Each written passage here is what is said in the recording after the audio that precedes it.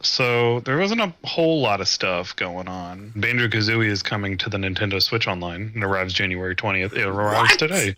What? Yeah. Why are we recording right now? We should be playing Banjo-Kazooie. All right, let's get the fuck out of here. Bye.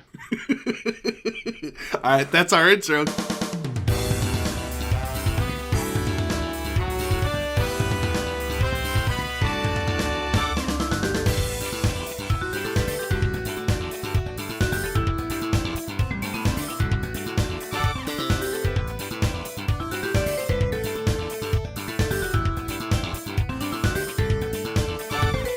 Hello, everybody. Thank you for joining us here on another steaming hot edition of Cup of Joe's. I'm your host, Joe Brown, joined by my best friend, Joe Perrion. And Joe, we are here, episode number 76 of Cup of Joe's. Good sir, how are you?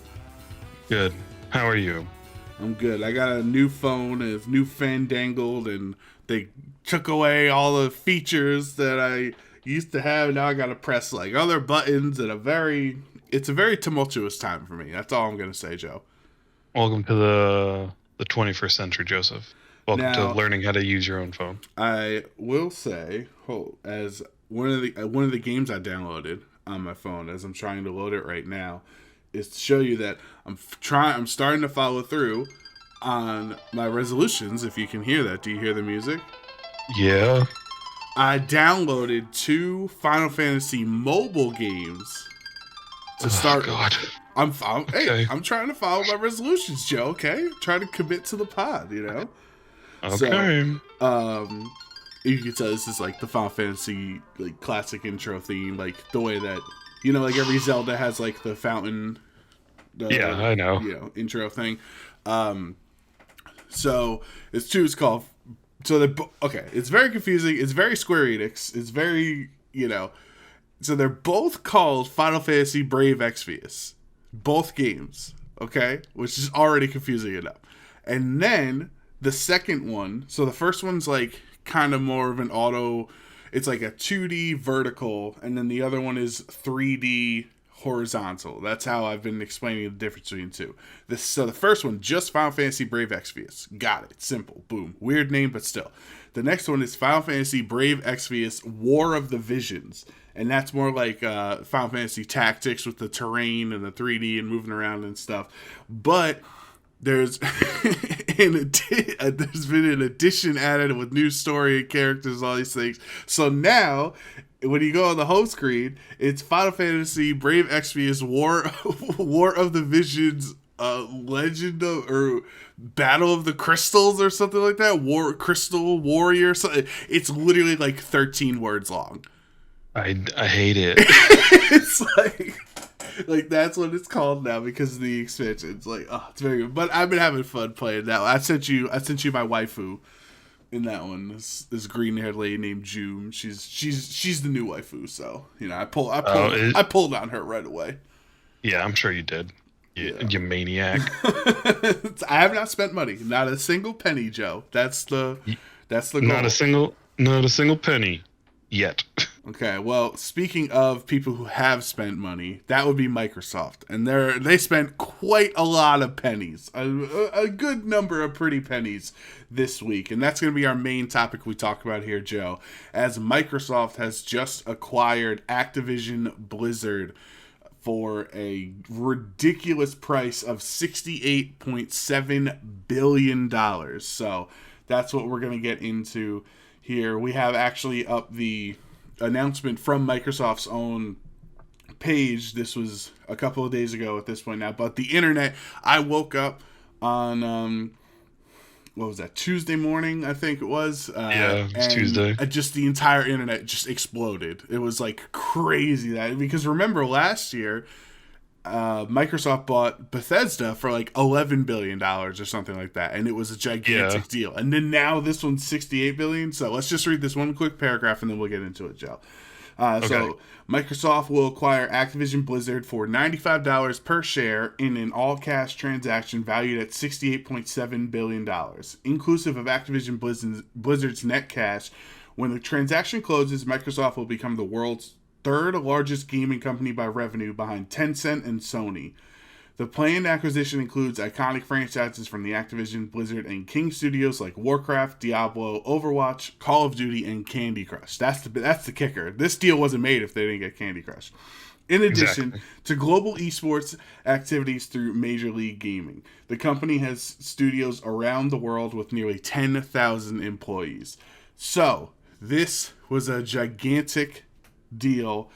We already talked about them getting Bethesda last year. Remember, I think 2 or 3 years ago at E3, they announced that they made like 12 brand new first-party studios that are all working on games. Plus, you got the Games Pass that everybody raves about with all the awesome things.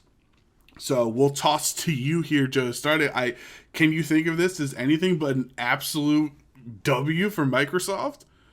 Well, yeah, it's a complete W for Microsoft because, as this article states, from the CEO of PlayStation, Andrew Housing, back in 2015, that PlayStation was the home of Call of Duty, which is probably no longer true due to this huge purchase of Activision Blizzard. I'm interested to see, though, like a big thing is if Microsoft will be able to change a lot of what Blizzard's like in-house community within the development teams, like to stop all of the harassment and stuff that's going on in there. Mm-hmm.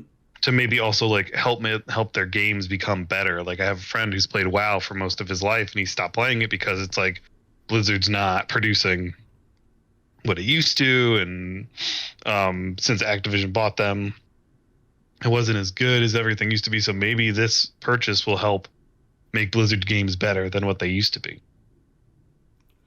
Yeah, I think that I guess that's a good way to put it. Is this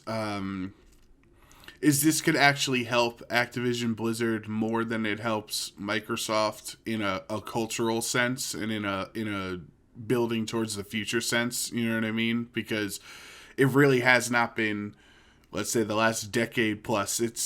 When's the last time you heard a positive story come out where the like title is Activision Blizzard, either with these allegations of real life issues or when it comes to gameplay related issues with microtransactions and whatnot? All that stuff is mainly put on Activision stuff. When they acquired Blizzard, it was kind of a confusing thing that a lot of people were like very nervous about when that happened. Right, but that was a while. They acquired Blizzard in 2008, so that it's been a while since that happened. Really? I didn't think Activision acquired Blizzard in 2008. I had this conversation with a friend who thought it was a recent thing, and I was like, no, it's been a while. And then he looked it up, and it was 2008. So, interesting. I thought it was recently.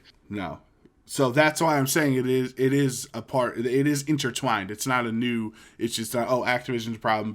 Blizzard's fine. Like no, this is like an issue with their organization as a whole. Interesting. Okay. And we don't know what's going on behind the doors at Microsoft, but it doesn't appear like there are big reports coming out about these terrible Microsoft companies or studios. The way that you hear constantly about Blizzard games and how they treat the workers, or Activision games and how they treat their workers, and the actual product being super negatively reviewed because of all the microtransactions and things. So I think that this could actually culturally help. I don't know if it'll fix World of Warcraft, if your friend will go back to it. I also had a friend stop playing World of Warcraft because of all the issues with their company. So maybe this helps them down the road and like puts WoW back on top, or like they fix Diablo and they don't have that. They don't have any more snafus of the don't you all own phones, or that whole issue a couple of years ago. Like this could be positive for both sides. Yeah, no, definitely. I'm kind of interested to see if there's going to be any more news about if this is going to affect Overwatch 2. I don't really care a lot about like the Call of Duty series. Like they can continue to do whatever they want to do with that.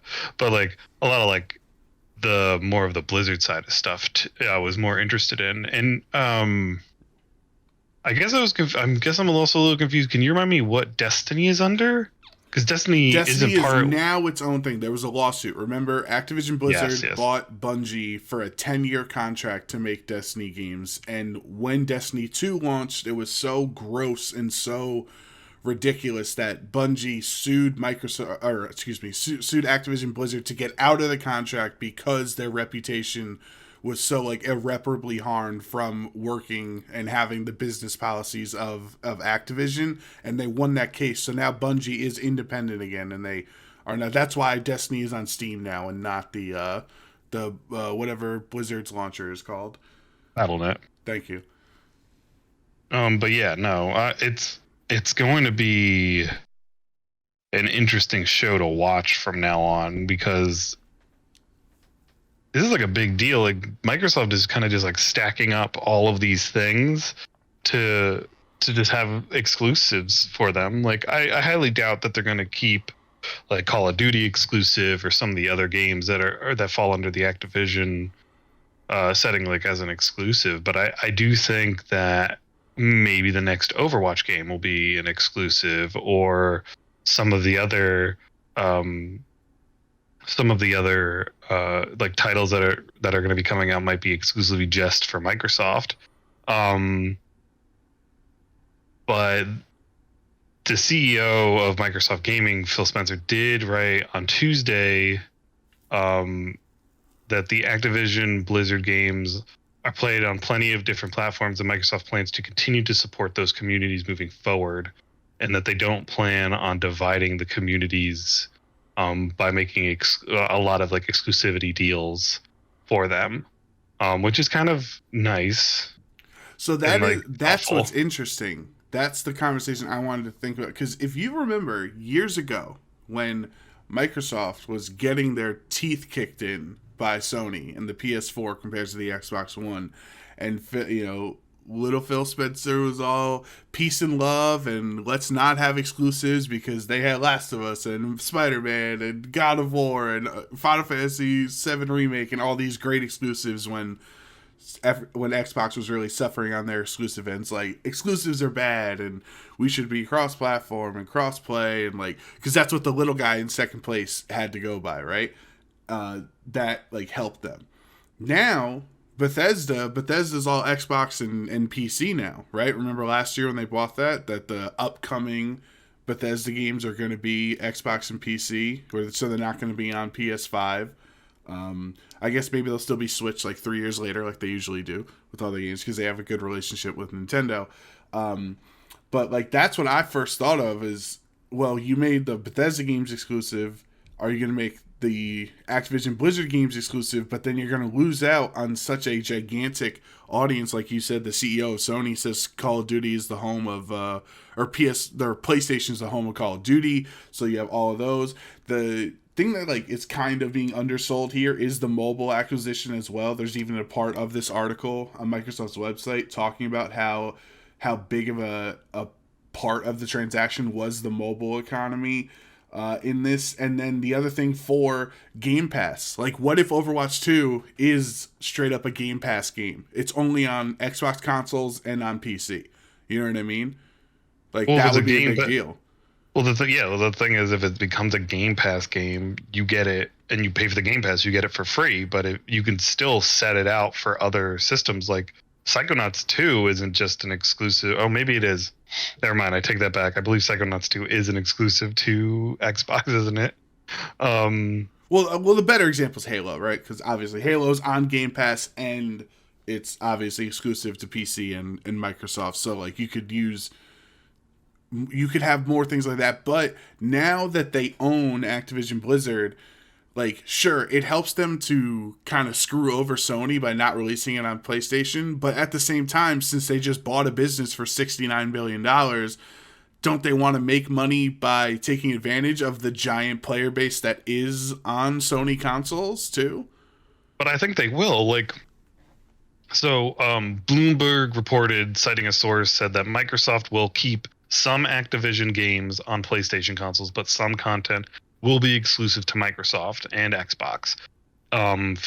Quoting Phil Spencer directly, "It's not our intent to pull communities away from the platform, and we remained and we remained committed to that. So I think that Spencer is going to continue to try to do cross-platform. But if you remember, Joe, when all this cross-platform thing was happening, Xbox was still like ready to do it, and they did it. But Sony was the one who was trailing behind and refused to do it.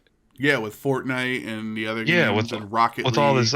Yeah. Yeah. So in anything, in my opinion, this is just going to continue to help that happen because Microsoft is all for pushing that forward. So all these games that will be coming out, even if they are somewhat exclusive to Microsoft, it'll still be PC and Microsoft and Xbox cross-platform, which is like a step in the directions which we could soon pull PlayStation in and hopefully have them do cross-platform as well.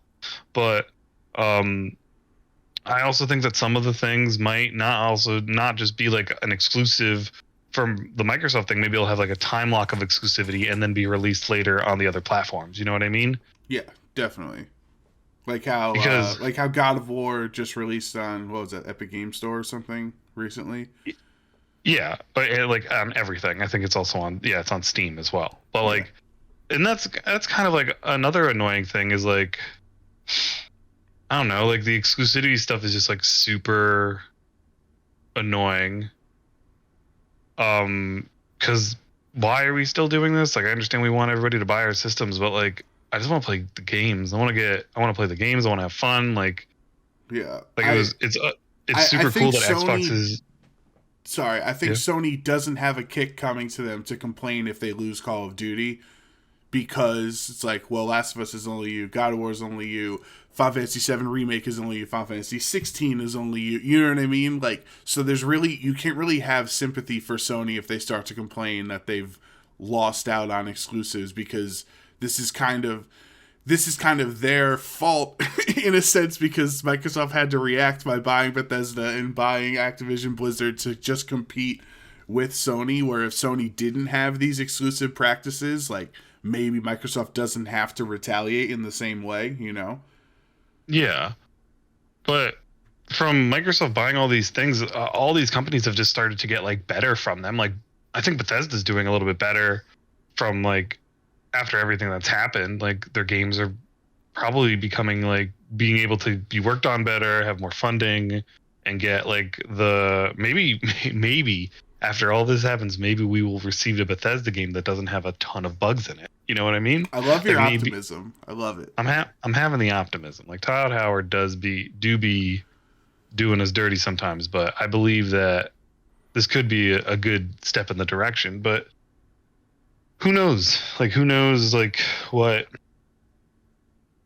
what's been going on? But I do like the way that Microsoft does things. They do handle things very well from what I've seen.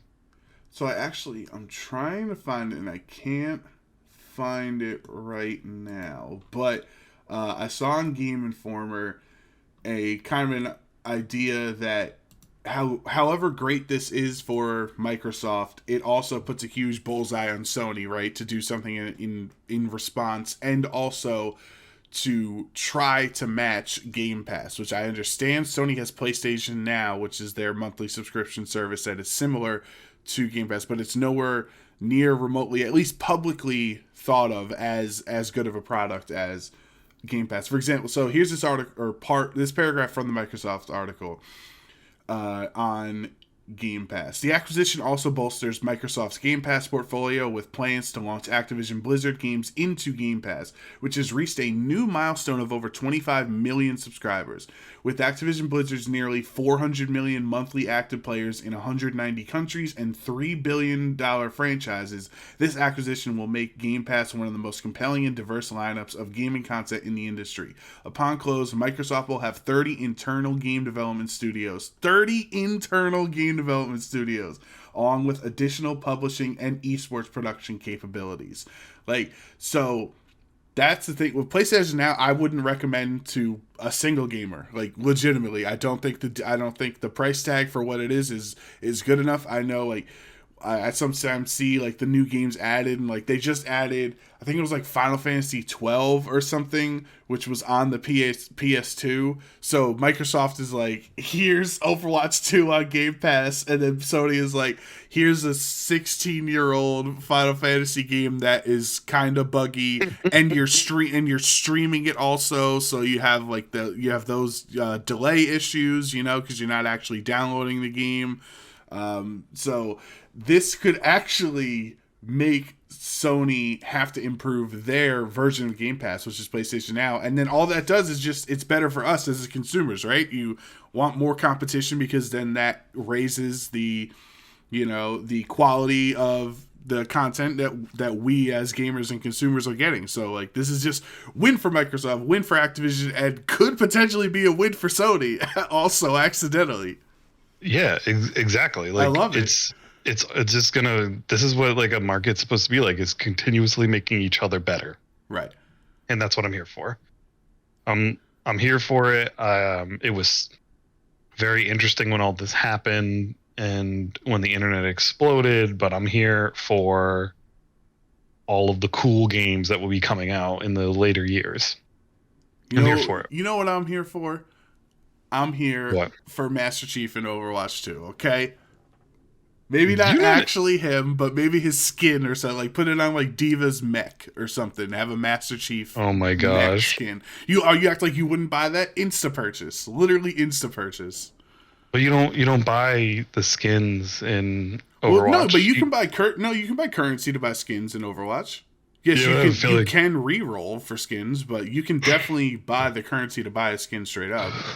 I have a feeling that that would be because there's some skins you can't buy, and I have a feeling that skin won't be able to be purchased. Well, you'll have to open that. We gotta text Phil Spencer and say, "Hey, congrats, bud. Now I need you to get to work on this. Give us a Master Chief themed d.va mech skin." It's been a minute, but can you please hit me up with this good skin that I thought of? Thank you. Hey, Philly. Hope you're doing well. Been a while. That's how we start our conversation. Yeah, we're on a first name basis with Phil Spencer. Dude, I'm just going through the Game Pass list, and there's just like a ton of games on here. Like, I don't even.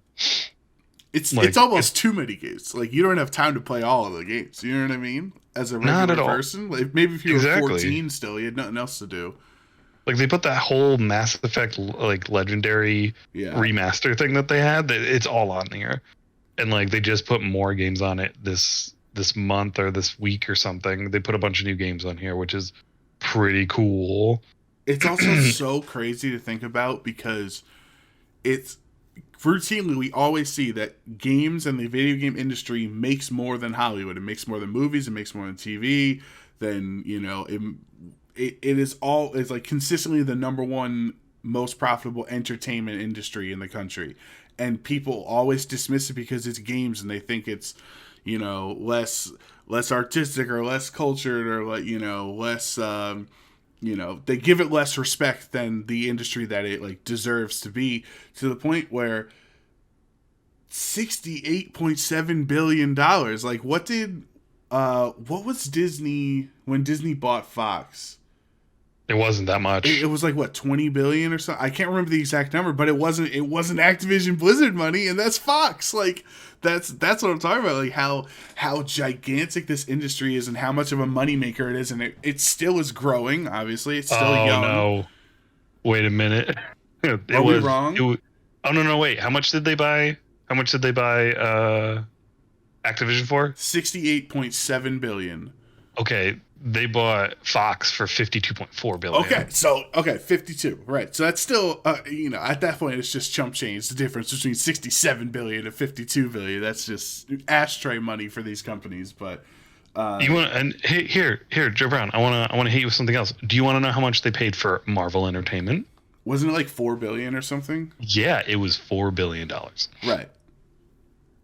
So chump change. That's like the highest grossing thing in the world, that Marvel runs our culture now, essentially. And that's only, I'm not even going to try to do the math. I was going to say like 1/20th or something of what Activision Blizzard was, but I don't know if that's right. Let's look how much they're worth now. Who? Well, it still says it was 4 billion when Disney bought them in 2009. So I don't know. Yeah. I'll have to look this up later. It looks like it's a big research thing I need to do. But no, yeah, this is like an incredible shift. I think there will be a large shift coming. But I still think that PlayStation has a room to hold its own because they still have like a lot of good exclusives, and They sure do. they're still kind of doing it on their own. So good for them. I just like our buddy Phil Spencer just fighting fire with fire. It's like, all right, you're gonna have all these exclusives, so are we. He's like, all right, you're gonna do that, and I'm gonna do it on my Xbox fridge. Remember they announced that the fridge? Yeah. He's like, you know what? I'm just gonna take Call of Duty away from you. Here, this is mine now. Yeah, this is mine. Thank you. Goodbye. Yeah. But oh my God. It's an exciting time to be a gamer. We've been saying it for years. Meanwhile, I saw a tweet. That Reggie actually retweeted, like Reggie Fils-Aimé. Yeah. Some guy was like, it's 2072. I forget what year he said. He's like, every gaming company is now combined into one big conglomerate, blah, blah, blah. Like, it goes on. It's like, and Nintendo is still out there by themselves, being more successful, and people are still asking Reggie for Mother 3. And Reggie retweeted. He said, this is probably going to happen. Gotta love our boy. Wow. Our favorite boy. Third largest. Where's that sentence again? Let me see. Oh my God. The third largest gaming company by revenue behind Tencent and Sony. So Tencent, obviously League of Legends and a gigantic amount of mobile games and other Chinese games, Chinese company. That's why it makes so much. And then Sony is in second. Like, that's crazy. Just, we can't even fathom how much money these companies make. If you bought it for $69 billion, that means you're going to make more than, right? Like, Disney bought Marvel for $4 billion, and literally just No Way Home made a quarter of that $4 billion by itself. You know what I mean? So yeah. Like the return on investment of spending $69 billion has to be astronomical. Yeah, it's got to be absolutely crazy. Like, I hope they have a good idea of what's going to happen, like what they're going to be getting and what they're going to be producing. Because if this is just kind of like, if they buy it and then it kind of just like flops, it's going to be a very, very bad thing. I hope they know what they're doing. All right. Well, let's move on to our other topic of the show here. We only have 2 on the day, and that is this week. Horizon Forbidden West released a brand new trailer. Joe and I watched it before recording, and it looked obviously a great, visually stunning game, just like the first Horizon Zero Dawn was. And this, to be honest, Joe, is a game that I kind of missed out on in 2 ways. One, because it released the same exact week as Breath of the Wild, which was just bad timing for it. Although it was obviously still Game of the Year contender and still very successful. Just kind of rough that you had like two very similar open world games released at the same time in the same week. So I missed it back when it launched, and then I bought the definitive edition for $10 once at a Best Buy, I think, and I tried to play it, and I played it for like 40 minutes, and I was like bored by the story and then all the open world stuff and the crafting and the everything, and I had like the same feeling you do now, Joe, with all your open world games, and your hate was like, bro, I just don't have time to commit to this. Yeah, that was last year. It was literally while I was between jobs in the off season waiting for work again. I had just finished Persona 5 Royal, which took me 130 hours, and I got the platinum in that one. So that was like a big commitment of my time. And then I started Horizon right afterwards, and I was like, I do not have another 100 hours to get through this. So I haven't gone back. I have re-downloaded it on the PS5 though. So we'll see if I can get around to it at this point, but probably not. But just overall, what's your... I don't know if you played the first game in any way at all, and like, what are your thoughts on the trailer we just watched? Well, sadly, Joe, I also fell into that where I had bought the game, played a bunch of it, and then Breath of the Wild came out, and then I got too distracted with that. Yeah. And I never went back to it. And then I tried to go back to it, and then I forgot it again. And then, yeah. So I rebought it on the PC to see if I can get through it there. I started it again. I stopped because Halo came out, and yeah, so I don't know if I'm ever going to get to Spencer. it. But I do have the new one pre-ordered, so I am going to get it. Oh, was there a collector's thing? Was there an item you received for a pre-order, Joe? Yeah, there was. I knew it. There was 2 collector's editions, and I wanted to get the other one, but I couldn't get it, so I got this one instead. Okay. Well, I do have an article up to let us know what's going on here. Okay. So it's an article on Eurogamer, and it's a big, breaking down everything we learned. So the first big revelation is that Gaia is back in some shape or form. I don't know who that is or what it is. Maybe it's a person. Maybe it's an essence of things. I know Legend of Gaia on the PlayStation back in the day. That was a game. That was our JRPG I liked.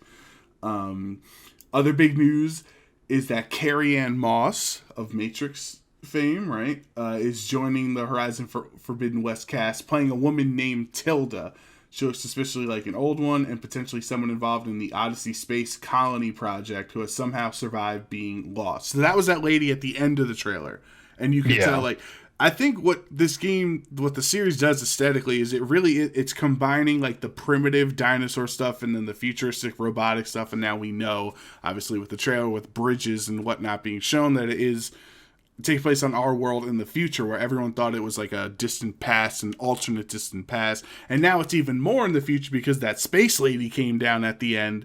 You know what I mean? So I think, like, that's cool. As Aloy talks about, like, her world is crumbling apart with these revelations, and it seems like, I would imagine when you're playing, you're gonna have, like, some jaw dropping, like, oh my god, I can't believe this happened in this world. Like, it seems hype.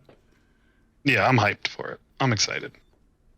I am excited to get into it. Joseph. That's all you got? What was in the trailer? Like, what'd you like in the trailer? Well, it's just like the whole new, like, idea of what's happening in this game is the world is dying and Aloy's trying to save it. Like, it's her first thing was like her trying to no longer be an outcast, and then her figuring out what's going on in the wildlands, and like why are these things are like fighting each other and what's happening, blah blah blah blah. And now it's like a completely different thing where the world is dying or people are in danger, and I believe she now becomes like a higher up chieftain of the clan that she's a part of, and she's now trying to save them, which is really cool. And we're going to be seeing a lot more of like another side of the world, I believe.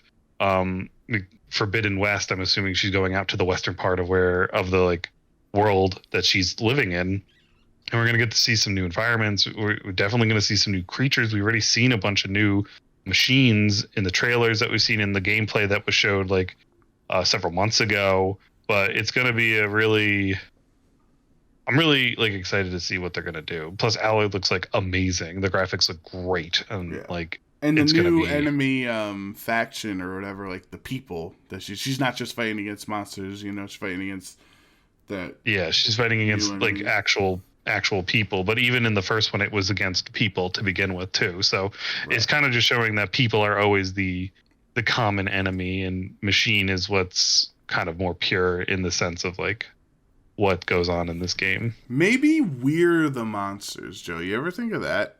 That's a new concept, I don't think anyone's really tackled that conversation before. Maybe humanity is the problem. I think I'm onto something. I think you are onto something, Joseph.